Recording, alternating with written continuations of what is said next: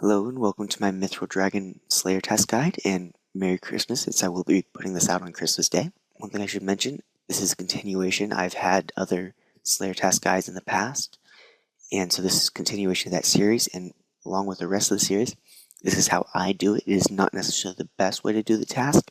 It's not necessarily the fastest. It is not necessarily the only way to do the task. So I want you to keep that in mind, so don't rage at me if you do the task a different way and you like it. Go ahead and do it your way. I just wanted to let you guys know that before I get on to the rest of the video. And this is a melee based guide, so I'm not going to be talking about range or mage or anything like that. So there are several ways to get there. Basically, it's in the ancient cavern, which is in that lake where by Otto's grotto and between the tree gnome stronghold and stuff. So one good way to get there is use a games necklace, teleport to Barbarian Outpost, and run south and jump into the whirlpool. Of course, that's assuming you've already done all the parts of Otto's training that you need to get in there. And if you haven't, then you need to go look at another guide. I'm not going to talk about that here. So if you came from the whirlpool, you'll be at the north spot, and you want to just kind of run south and climb out the staircase there. If you've already repaired the fairy ring in the dungeon, you can just use fairy ring code BJQ. You'll be on that far western point, and you can just run east. Or if you have a ferocious ring from Curdell, you can use that to teleport to Curdell and go down the stairs there and run over and go up the stairs to the Mithril Dragons. And then once you're at the Mithril Dragons, you kind of want to run around a little bit, and you'll be kind of in the middle area, and that's one of the best spots to kill them. When you're running through the bottom part of the dungeon on the lower level, do be careful because there's lots of brutal green dragons, which can spit fire and stuff like that. So drink a dose of anti-fire potion if you're not wearing anti-fire shield, just to make sure you're safe. So for the gear, this is the general gear and inventory setup you want. So since you're on a Slayer task, you obviously want a full Slayer helm or just normal Slayer helm or a black mask at the very least. Then I like an Artie Cape 3 or Artie Cape 4. Some other good options, mainly because it gives a stat bonus, but some other good options are a Soul Cape for the prayer bonus, or a Fire Cape for the strength bonus, but any of those three work fine, or just really any other cape that you feel comfortable using. Amulet of Fury, Amulet of Glory is a just fine replacement for that. Then for the main weapon, you want some type of weapon that has a good stab attack bonus. So a rapier obviously is very good here. A chaotic longsword, just remember, have it on its stab option, not on the 3 slash options, which means it's a controlled weapon. Some other good options are a Krasi sword, which I'm having in my inventory as a special weapon, but that's also a good option. A Zamorakian spear, if you happen to have super anti-fires. A brackish blade also works, so there are lots of options there. For the top, you want to, personally I like a Carol's top. Basically, you want something that has a good range and good mage defense bonus. And Carol's top serves that just fine. Ganodermic does not, because it does not have much of a range defense, so just keep that in mind. And you also don't want anything that gives a negative attack bonus, so Armadillo armor is not very good here. Especially because in my case, I'm using melee, and I'm making this guide for melee, so. And then I have a Dragon Defender. If you do have super anti-fires and you're using a one-handed weapon, definitely try to use super anti-fires in a Dragon Defender because it helps so much. It gives a lot of stab bonus, and that's just really helpful overall. And just a Carol skirt, same thing as the Carol's top. Arrow's gloves, also I think Dragon Slayer gloves or something like that are also very helpful, but Arrow's gloves just work fine. Dragon boots, or if you have them, steadfast boots, but dragon boots work great.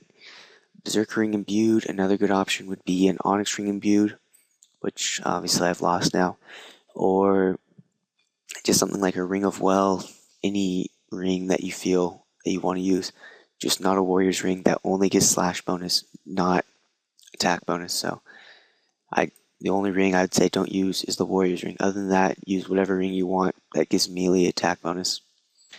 And then for the inventory, you want a special weapon. A Krasi sword on its special works very well here. Some other good options, I mean, even things like a dragon dagger are helpful, or if you want an enhanced Excalibur, just whatever you really want to use. A ring of slaying or an enchanted gem just to know the amount of kills you need to still get. I like a quick teleport out just in case. Scrolls for your familiar, or if you're bringing something like a bunny up instead, and I'll talk about familiars in a second, but then just have like an extra prayer pot, I guess, or something. It doesn't really matter. This is more than enough for any task. And then I just like my inventory set up like this, so just the extreme set, and then a prayer renewal and super anti-fire. And this is just makes it easy, just want all of them. And obviously something like an overload would work fine here. The task I did was 24 and it took me about 20 minutes to complete. So this is a little bit more than you actually need. And obviously you can also just bank if you need to. And yeah, so I mean, it's not that bad. And then I just have enough prayer potions if I need them. And I do recommend bringing an extreme defense or supers, by the way, if you don't have extremes. And just because it does a lot less damage that way, and I'll show you in a video clip in a second, I do get pretty close to dying a few times, so you do have to be careful. And then, yeah, that's about it. And yeah, prayer potions, and then just your familiar pouch.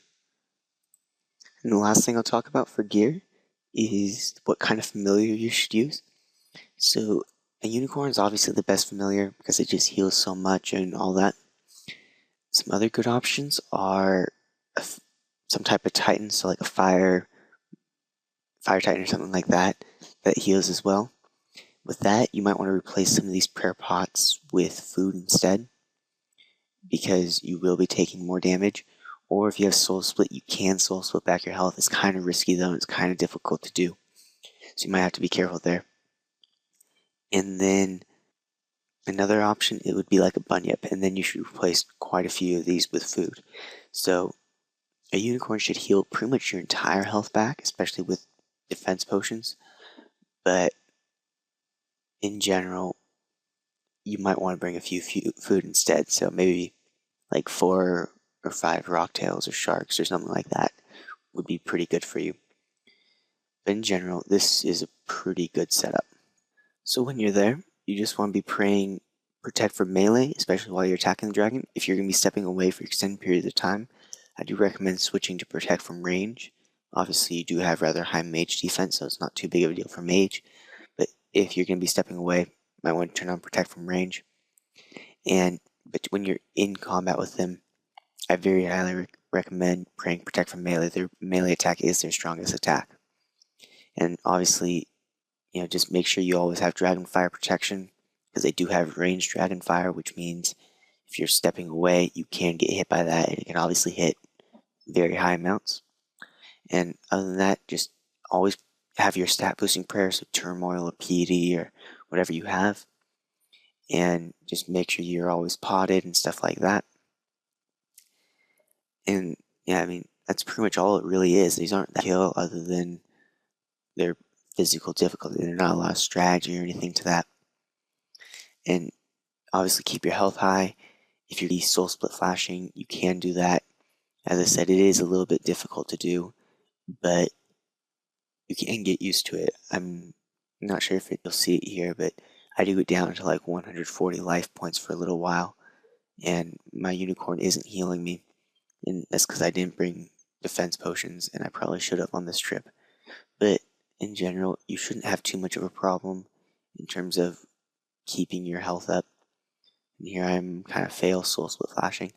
And some good drops though that you can get from Mithril dragons. You can get a dragon full helm drop if you're extremely lucky. And I mean extremely lucky, you can get chewed bones, which are quite a bit more common, and those have a chance of having a dragon full helm drop as well. And then you can also get things like elite clue scrolls and stuff like that too. And so there's lots of stuff you can get, and it's all quite worthwhile. And it also is a very short task if you're doing this on Slayer. I mean, 20 or 25, it should only take you about 20 minutes or so. Here I'm getting down to about 100 50 life points or so.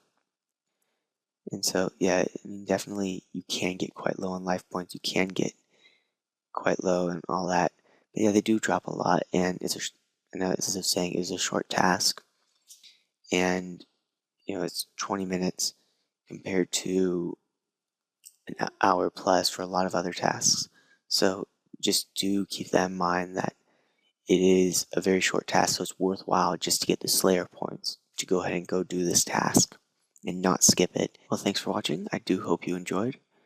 On Tuesday, a new video will be out. I'm not really sure what it will be, but it'll be something. And on Thursday, a new achievement diary. So I'll subscribe for those, and please rate and comment on this video. And Merry Christmas.